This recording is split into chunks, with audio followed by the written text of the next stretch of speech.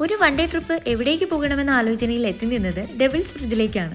ബെർലിനിൽ നിന്ന് ഒരു 3 മണിക്കൂർ യാത്ര ചെയ്താൽ നമുക്ക് ഡെവിൾസ് ബ്രിഡ്ജിലെത്താം. ഡോയ്ച്ച്ലാൻഡ് ടിക്കറ്റ് ഉള്ളത് കൊണ്ട് തന്നെ പബ്ലിക് ട്രാൻസ്പോർട്ട് യൂസ് ചെയ്താണ് ഞങ്ങൾ പോയത്. ഒരു ചെറിയ ലേക്കിന് കുറുകെ ഒരു സെമി സർക്കിൾ ഷേപ്പിലുള്ള ഒരു ബ്രിഡ്ജാണിത്.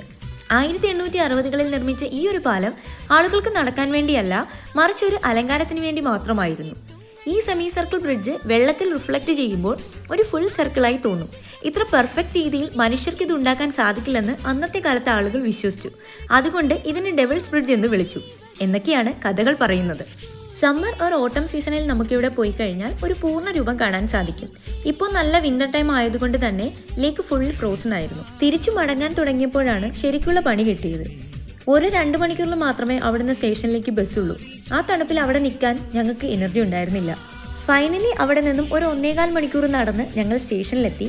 അവിടെ നിന്നും നേരെ തിരിച്ച് വീട്ടിലേക്ക്.